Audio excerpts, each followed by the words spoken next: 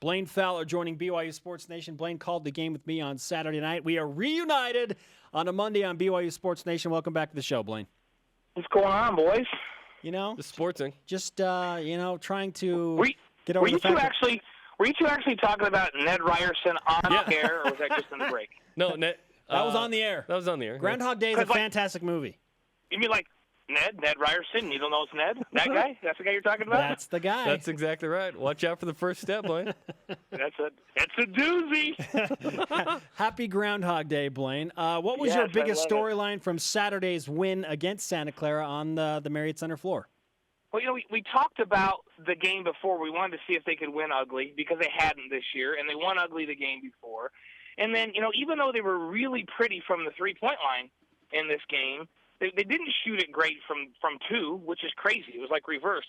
Their two-point field goal percentage was horrendous. Their three-point was almost 52%, which is crazy. Yeah, 7 for 25 from two. Yeah, that's crazy. But I saw some things out of the big guys, and I saw some things in particular out of Andrus. The last two games, really, that's given me some hope that BYU is going to get better up front in the rebounding effort as we go down the stretch here at the end of the season and into the WCC tournament.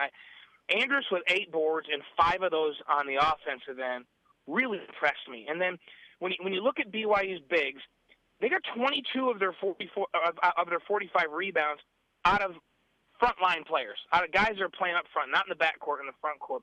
9 out of Isaac Nielsen, 8 out of Ryan Andrus, and so that was impressive to me. And then they limited Santa Clara's big guys. You think about it. Hubbard and Cratch are 2 young guys that they rely on to rebound, and Hubbard had 2 and Cratch had 3 rebounds. And then Emmanuel came in and has just been playing the last 10 games, and he had 6. That monster at 270 had 6 boards. And so that to me was my takeaway from the game. I'm like, okay, I like this. I like this progress up front. I felt like the big guys were more aggressive at getting after the boards. They did a better job of boxing out.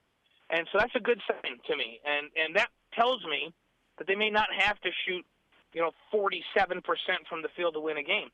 Overall, field goal percentage was only 41% in this game, and they won again. So back-to-back games where I wouldn't call them beautiful works of art shooting, and they won. And so that's impressive. I like the 15 threes for sure. That's beautiful. But you're right. The percentage wasn't particularly high from 2, but 52% from 3. That was nice. So Dalton Nixon starts so that BYU can rebound the ball a little more. Chase Fisher came off the bench. Blaine, I think that is a move that BYU should stick with, a la Matt Carlino off the bench. I think that he comes in with a different mindset. I think the defense is a little different when he comes in. That might be a move that helps BYU. What do you think? No, I agree, Jeremy. And one of the things that happens sometimes with a player like Chase, he's a little streaky with his shooting. When he's on, he's unstoppable.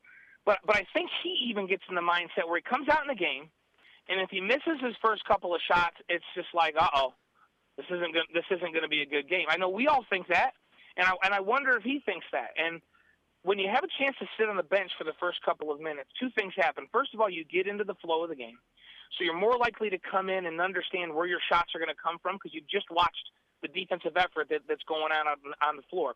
And you also come into the game when the starters for your opponent are either a little bit worn down or they're bringing in their 2s off the bench. So you get better matchups and better looks. I love his scoring punch off the bench. Hey, he was 6 of 12 from the field and 5 of 9 from behind the three-point line in this game, 18 points. This is one of his best games. He was fantastic. And maybe that's to help him with a mindset. Maybe that's the best thing to do for him, and it really gives them a scoring punch off the bench that they need. BYU played a lot of this game with 2 post players. They went away from the 4-guard lineup, and Dave Rose has made it very clear from his comments after the game that he feels like they need to do that if they want to rebound well. Can BYU successfully transition away from a 4-guard lineup with the remaining time they have this season?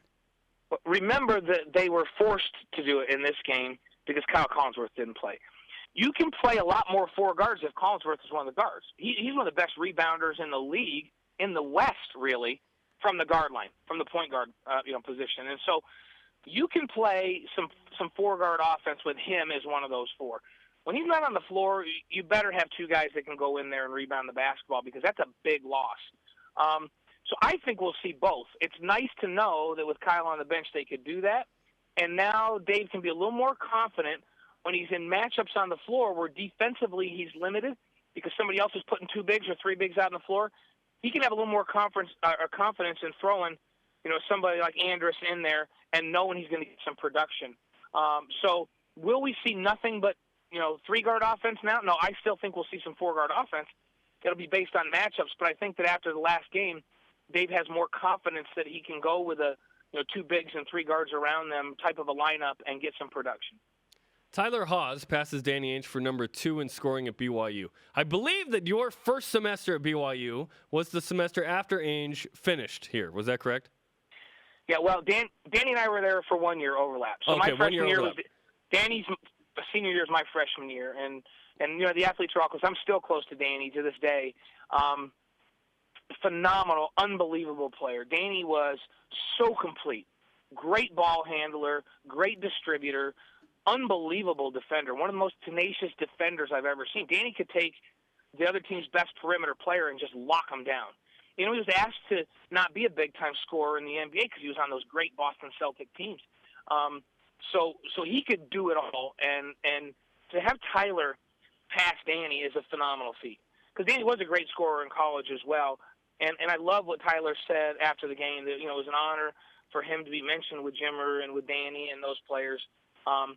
What an accomplishment, because to pass Danny, Danny truly is, in my mind, the most complete player BYU's ever had in the program. Amen. The most complete player. And so for Tyler to go by him and to be talked about and the same circles with Danny is a credit to hard work, unbelievable work ethic for Tyler. Nobody that I've ever seen shoots more shots than Tyler does. That guy is out there early. He's out late in the off season. Nobody gets more shots up than Tyler Haws. So it's not an accident that he's a great scorer. It's work that has gotten him to that point, and he deserves everything that he's gotten. Thus far, Jimmer Fredette's career in the NBA has not been anything that he or any of the Jimmer fans have hoped it would be. How do you see Tyler Haws and his game translating to the next level?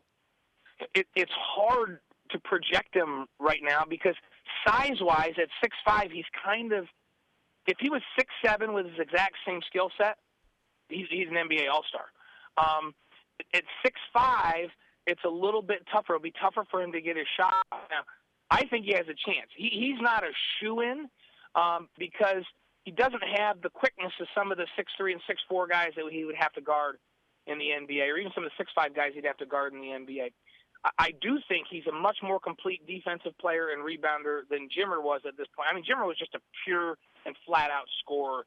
Tyler does a little more on the defensive end and rebounding basketball than Jimmer did.